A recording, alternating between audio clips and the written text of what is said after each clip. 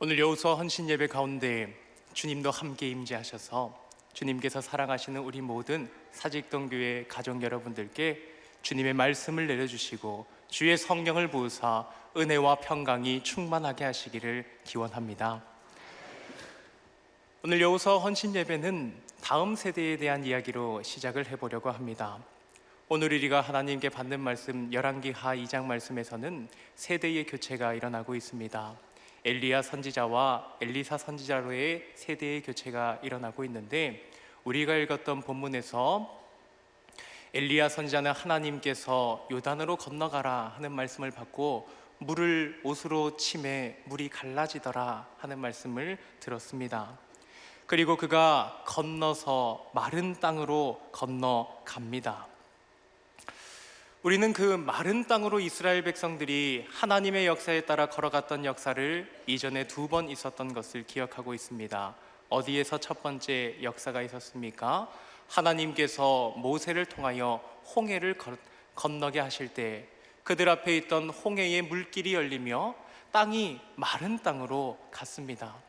물길이 열리면 좀 축축할 법도 한데 모든 물살이 하나님의 말씀에 따라 순응하여 물 한 방울도 없이 그 땅에서 다 일어나 주의 말씀에 기립하였습니다. 그리하여 그들이 건너는 땅은 마른 땅이었습니다.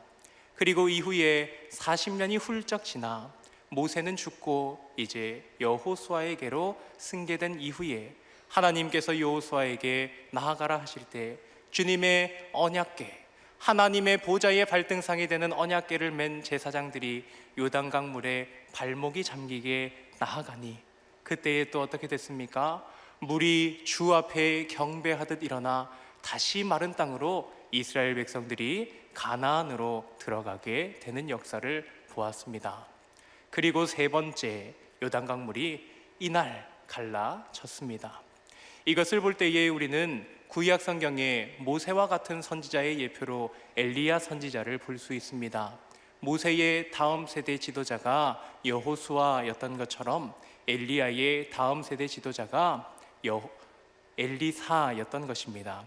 그리고 이 역사는 신약 시대로 건너가 엘리야의 영으로 주님께서 이 땅에 나게 하신 세례 요한이 주 예수 그리스도의 공생의 사역을 시작하는 세례를 받으실 때 죄 없으신 예수님께서 죄인의 세례를 받으시는 그 장소가 어디였습니까? 바로 요단이었죠. 오늘 갈라졌던 요단에서 엘리야의 영으로 난 세례 요한에게서 그 이후의 사역을 이제는 세례 요한이 지고 예수 그리스도께서 하나님의 대로로 회개와 천국의 복음 사역을 하시는 길이 열리게 됩니다. 그러므로 우리는 우리가 생각하는 다음 세대에 대한 정의를 오늘 먼저 내리며 말씀을 시작하고자 합니다. 모세의 다음 세대는 누구였습니까? 그 시절에 광야에서 태어났던 더 어린 세대들이었습니까? 그들도 다음 세대가 맞지만 바로 다음 우리 시대 이후에 사역을 맡아 감당해야 할 다음 세대는 여호수아였습니다. 엘리야의 다음 세대는 누구일까요? 아직 미숙한 선지 생도들입니까? 아니면 엘리사입니까? 엘리사이지요? 그러므로 사직동 교회의 다음 세대는 누구입니까? 여호수아입니다.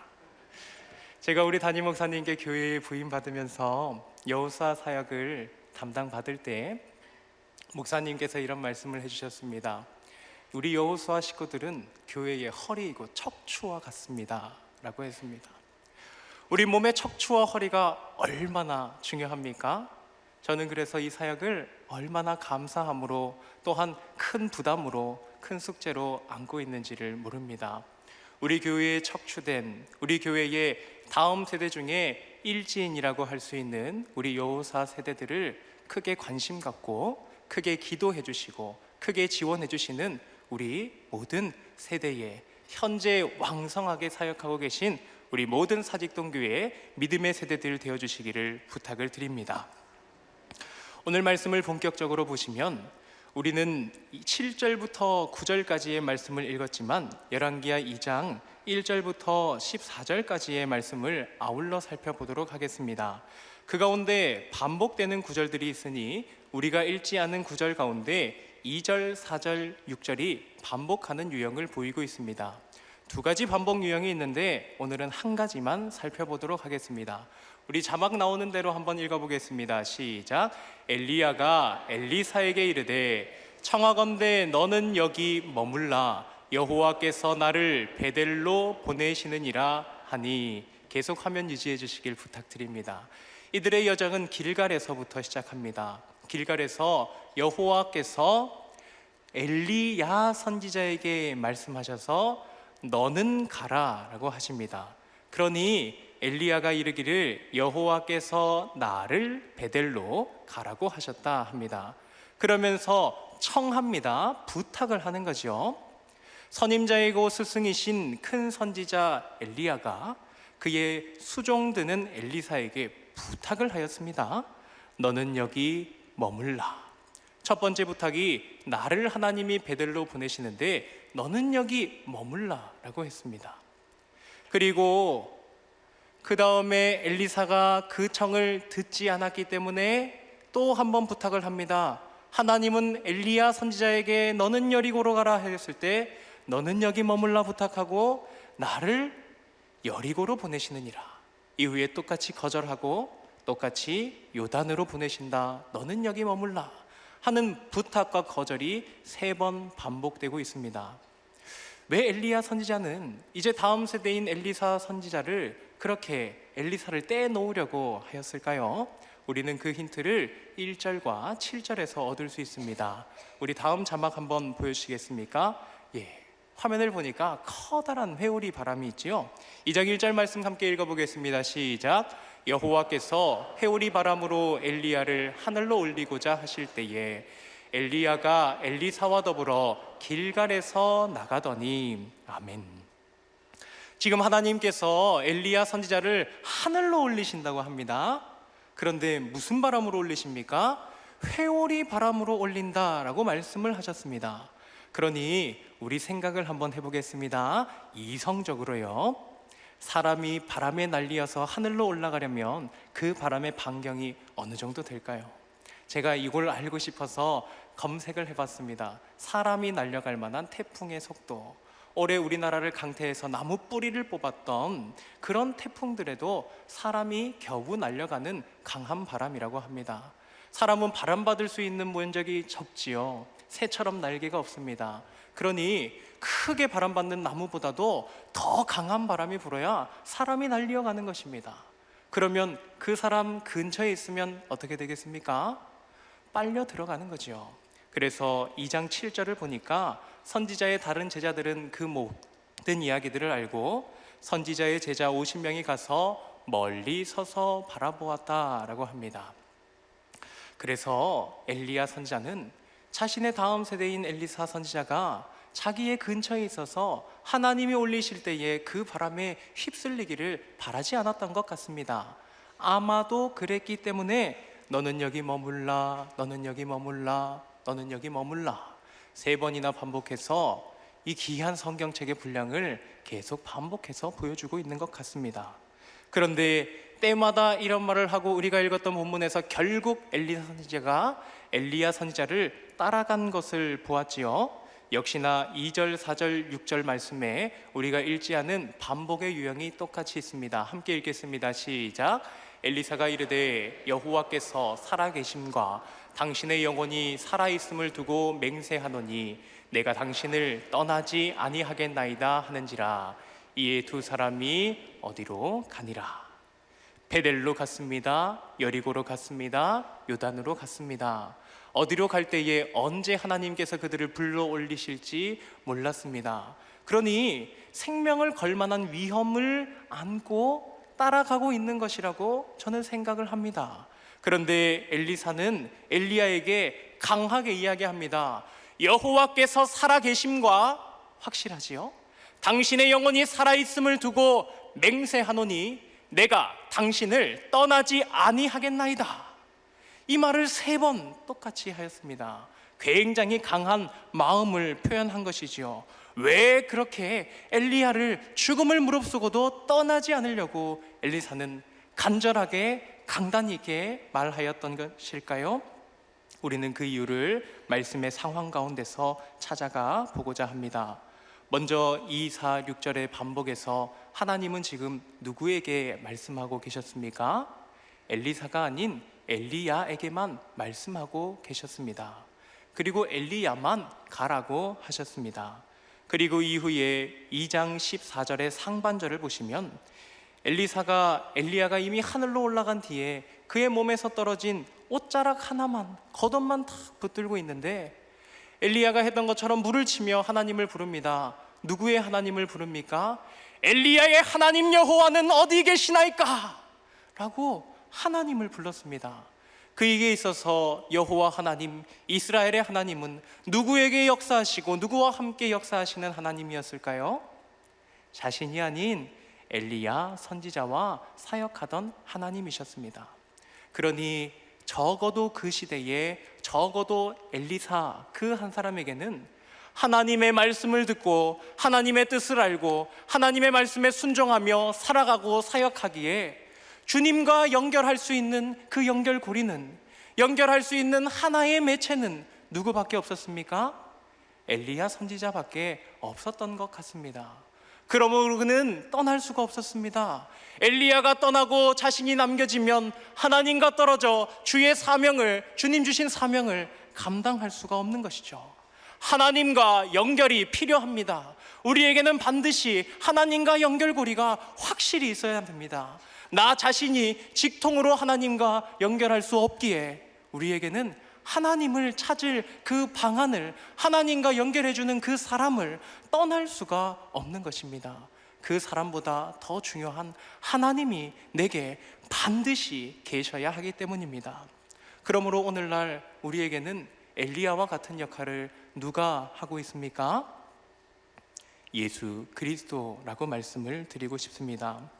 우리 주 예수 그리스도께서 말씀하십니다. 내가 곧 길이요 진리요 생명이니 나로 말미암지 않고는 아버지께로 올 자가 없느니라. 예수님으로 말미암지 않고 하나님 아버지와 교통할 수 있는 사람이 있습니까? 아무도 없습니다.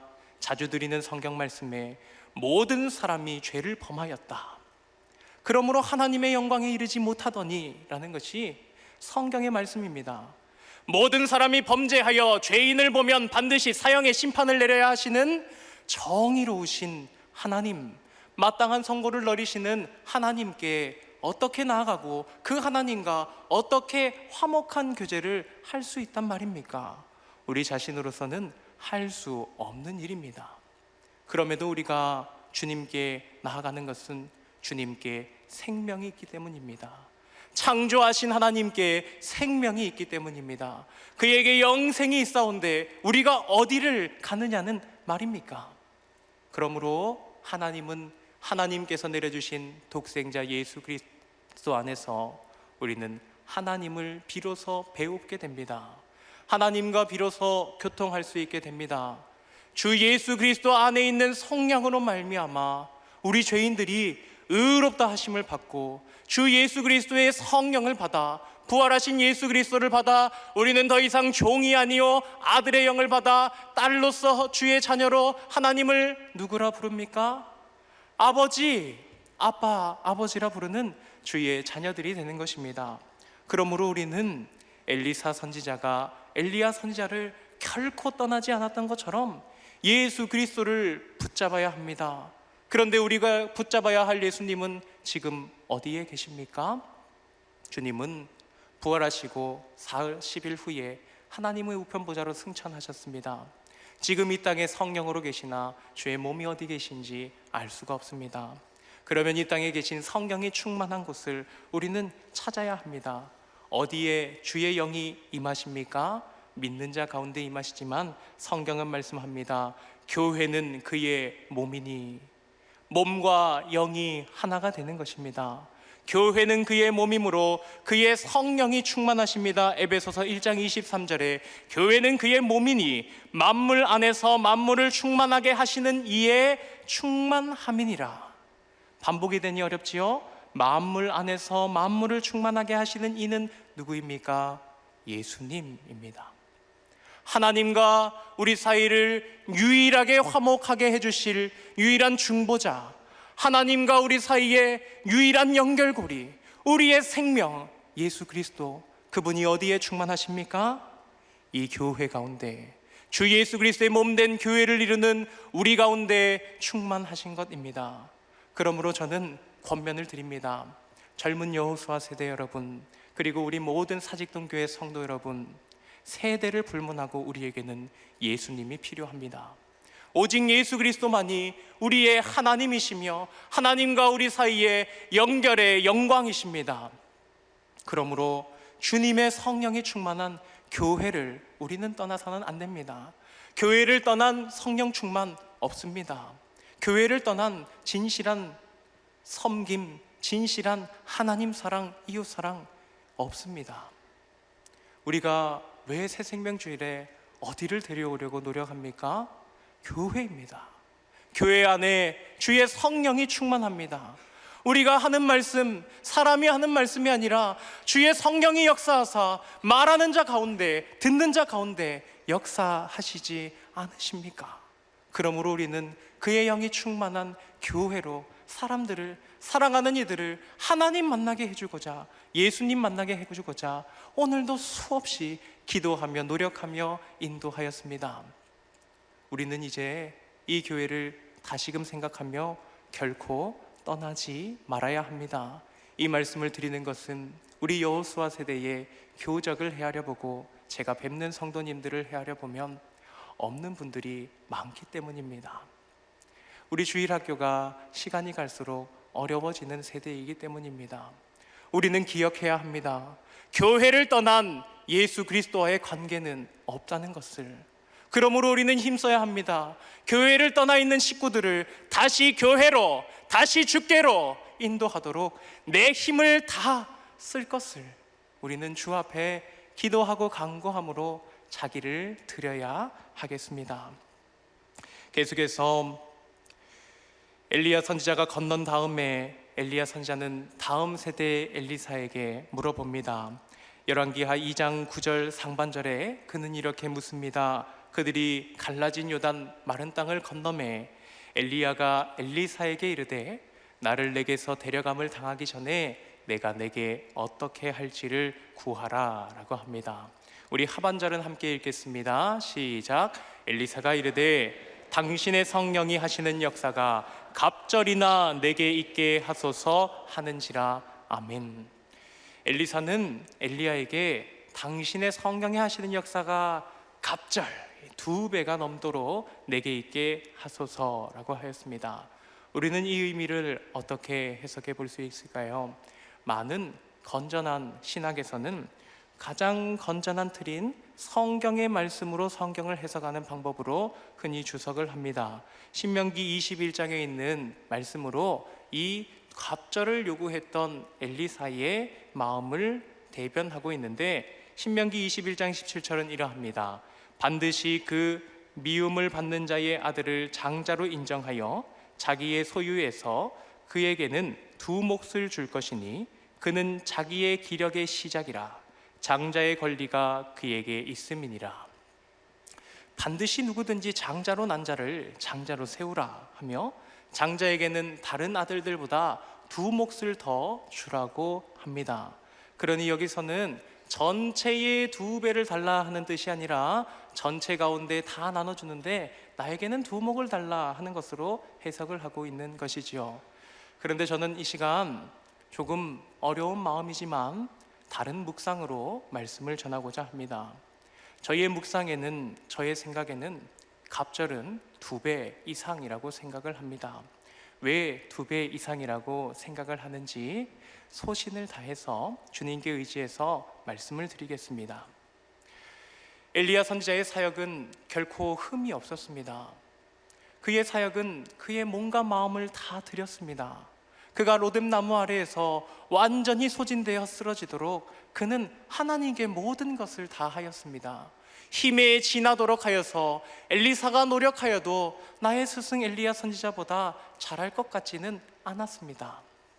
그런데 하나님의 성령에 하시는 역사도 엄청났습니다.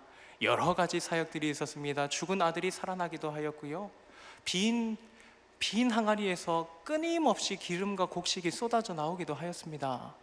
이루 말할 수 없는 일들이 벌어졌습니다. 그 가운데 가장 큰 사역, 모든 백성이 다 보도록 하나님이 살아계시고 오직 하나님만 여호와 하나님이십니다 라고 고백하게 한 사건은 갈멜산에서 바알의 선지자들과 대적하여서 그들은 도합 800명이 넘었습니다. 엘리야 홀로 하나님을 섬기는 선지자로 남아 있었습니다. 그들과 대결하였다 합니다. 어떻게 대결하였습니까? 너희의 신과 우리의 하나님 중에 기도를 응답하는 자가 진짜 하나님이다. 제단을 각각 쌓아놓고 우리가 불은 붙이지 말고 제물만 올려놓되 기도에 응답하여 불을 내리는 쪽이 진짜 하나님이다. 대적하는 자들은 아침부터 저녁에 이르기까지 기도의 강도를 세게 하며 몸을 해하기까지 불렀지만 아무 응답이 없었습니다. 그러나 엘리야 선지자가 하나님께 마음을 굽으려 기도할 때 그들은 사원들을 시켜 12통에 물을 부으라고 합니다. 물이 흘러넘쳐서 제단에 도랑이 되도록 물이 흥건하였습니다. 땔감에 물이 붙으면 어떻게 됩니까? 불 붙여 보셨습니까? 젖은 나무는 타지 않습니다. 그러나 그는 나무를 다 적시고도 흘러넘치도록 물을 부어 놓았습니다. 그런데 그가 하나님을 부르며 기도하였을 때 하나님께서 모든 것을 태우는 불을 내려주시사 이스라엘 가운데에 고백하게 하셨습니다. 하나님만이 참 하나님이시오 여호와 하나님만이 참 하나님이십니다. 그러면 이제 백성이 변화하여야 하지 않습니까? 바알을 버리고 아세라 신앙을 버리고 하나님만 믿으며 주의 말씀을 따르며 살아야 하지 않습니까? 그런데 지금 시절은 어떻습니까? 그 시절이 흐르고 악한 왕 아합 왕도 죽었습니다. 그러나 여전히 하나님만 섬기던 여호와의 선지자들은 핍박받고 무시받고 세상 사람은 바뀌지 않고 왕도 정권도 바뀌지 않았습니다. 그러니 그의 마음이 어떻습니까? 내 스승 엘리야가 그렇게 사역했고 성령 하나님께서 그렇게 역사하여 주셨는데 사람이 바뀌지 않으니까요. 그들의 목표는 무엇입니까? 이스라엘이 하나님 앞에 거룩하게 다시 돌아가는 것입니다. 개혁되는 것입니다. 하나님만 순전하게 믿고 여호와 하나님만 믿고 다른 우상신을 섬기지 않는 말씀대로 순종하는 민족이 되는 것입니다. 그런데 그 역사가 엘리야 선지자의 모든 것과 엘리야 선지자와 함께 하셨던 놀라운 하나님의 성령의 역사로도 안 변하는 것입니다. 그러니 마음이 어떻습니까? 이제는 내가 감당해야 하는데 누가 더 해야 합니까? 내가 더 할 수 없습니다. 누가 해주셔야 합니까? 하나님의 성령이 더 역사해 주셔야 합니다. 그러니 간구합니다. 주님이 해주셔야 합니다. 하나님께서 갑절로 역사하여 주시옵소서. 나는 부족하나 우리는 부족하나 험한 세대와 악한 세상을 생각하오니 하나님 갑절로 우리 가운데 나에게 역사하여 주셔서 저 세대를 변화시켜 주시옵소서. 그래서 갑절이 아닐까요? 그래서 내게 당신의 하시는 성령의 역사가 갑절이나 내게 있게 하시기를 간구하는 것 아닐까요? 얼마나 찢어지는 마음 가운데, 얼마나 민족과 나라를 보며 애통하는 마음 가운데, 변하지 않는 자들을 보며 그의 마음이 간절한 가운데 이 간구를 드렸을까요? 그러니 엘리야를 떠나지 못하는 것입니다. 그러니 엘리야의 하나님을 그렇게 부르짖으며 찾는 것입니다. 성령의 역사하심이 간절하였기 때문입니다. 우리의 시대는 어떻습니까? 저는 이 본문을 보면서 너무나 제가 개인적으로 존경하고 있는 우리 교회 성도님들의 어른 세대들을 바라봅니다. 은퇴하신 성도님들, 그리고 한창 사역하고 계신 성도님들 정말 열심히 사역하고 계십니다. 힘에 지나도록 섬기고 계십니다. 제가 죄송한 것은 월요일에 쉬어서 죄송합니다. 웃으라고 드릴 말씀은 아닌데 우리 성도님들 월화수목금 수고하시고 토요일도 수고하시고 주일에 온종일 교회 나오시고 월요일 다시 출근하시는 걸 볼 때 죄송합니다. 그렇게 힘에 지나도록 섬기고 사역하였습니다. 다음 세대를 바라보며 있는 힘 없는 힘 다하여 교회 학교를 섬겼고 교회 학교의 청년과 다음 세대를 배출해내었습니다.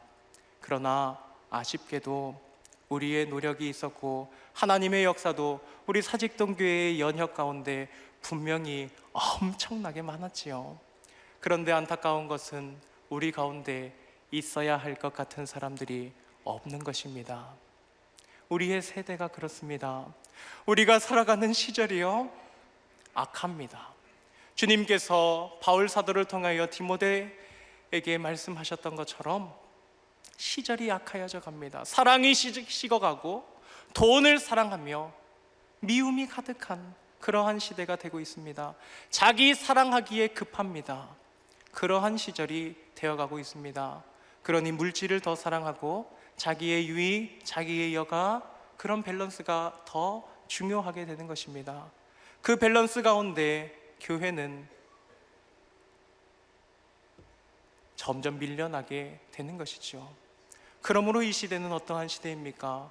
우리도 힘써서 힘이 지나도록 계속하여 엘리야처럼 엘리사도 사역해야 하지만, 우리도 우리의 선배님 세대처럼 사역해야 하지만 당연한 것이고, 이제는 누가 더 해주셔야 합니까?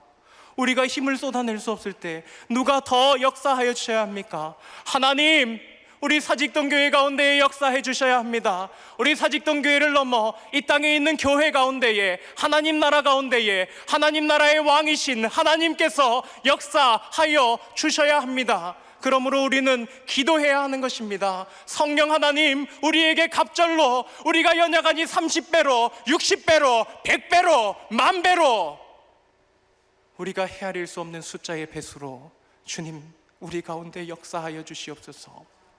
사람 마음 바꾸는 게 쉽지 않습니다. 사람의 생활을 바꾸는 것이 쉽지 않습니다. 전도의 한마디 건네는 것이 어렵습니다. 견도의 한마디 용기 내어 건넜지만 그가 듣고 교회로 나오는 것은 더 어렵습니다. 교회에 잘 다니던 지체들이 교회로 다시 오게 하는 것도 힘듭니다. 믿고 있다고 하며 나오지 않는 자신을 속이는 믿음, 우리는 하나님께 기도해야 합니다. 우리는 사랑하는 마음으로 간절히 성령께서 마음을 두드리시고 마음을 열어주시길 기도해야 하는 것입니다. 갑절의 역사하심이 오늘날 필요한 시대입니다. 마지막으로 열왕기하 2장 10절 우리 함께 읽겠습니다. 시작. 이르되 내가 어려운 일을 구하는도다. 그러나 나를 내게서 데려가시는 것을 내가 보면 그 일이 내게 이루어지려니와 그렇지 않으면 이루어지지 아니하리라 하고. 그 일은 어렵다 합니다. 그렇습니다. 교회가 기도해도 성령께서 우리 가운데 역사하시는 일은 쉽지만은 않은 일입니다. 그러나 주님은 반드시 그 일을 이루실 것입니다. 그리고 엘리야의 선지자의 말에서 우리는 지혜 한 가지를 얻기를 바랍니다. 내가 보면, 나를 내게서 데려가시는 것을 내가 보면 그 일을 내게 이루어지려니와 라고 말씀하였지요. 저는 그래서 권면을 드리고 싶습니다. 특별히 사랑하는 여호수아 세대 여러분, 사역의 현장에 눈에 보이지 않는 곳에 있지 않아야 합니다. 늘 하나님의 역사가 있는 곳에, 내가 볼 수 있는 거리 가운데, 그 현장 가운데 우리는 있어야 합니다. 성령의 충만하심은 기도의 자리 밖에서 일어나는 것이 아닙니다. 사역의 현장에서 성령의 충만하심이 나옵니다. 기도의 현장에서 성령 충만이, 성도의 성숙이, 성도의 기도의 품이 넓어지고 기도하는 방법을 배우게 됩니다. 섬김의 현장에서 처음부터 할 줄 아는 것 아니라도 섬김의 현장에서 보고 배우고 신용을 할 때부터 우리는 성령으로 체험을 받게 됩니다. 전도의 현장에서 나아가 있을 때 그때 주의 역사하심을 경험합니다. 예배의 현장에서 주의 임재를 경험합니다. 하나님이 일하시는 곳에 있지 아니하고서 성령 충만을 바랄 수가 없는 것입니다. 우리 여호수아 젊은 세대들 어려운 삶을 살고 있는 것 이해해 주시길 바랍니다. 저도 같은 세대로서 잘 알고 있습니다. 그러나 우리는 힘을 써야 합니다. 교회의 현장을 지켜야 합니다. 오늘 주님 주신 말씀 가운데 우리는 예수 그리스도의 충만한 교회를 결코 떠나지 않아야 한다고 말씀을 드렸습니다. 이 교회에 주님의 충만이 계십니다. 이 교회의 현장을 떠나지 마십시오. 이 교회의 현장 가운데 성령의 역사가 갑절에 있어 우리로 하여금 우리의 사랑하는 자들과 주님이 사랑하는 자들도 우리가 사랑하여 그 모든 영혼을 우리 교회 가운데 하나님 나라 가운데 인도하는 주의 하나님 나라 사역에 쓰임받는 자가 되기로 간절한 마음의 소원 품는 우리 모든 사직동교회 성도님 되시길 주님의 말씀으로 권면드립니다.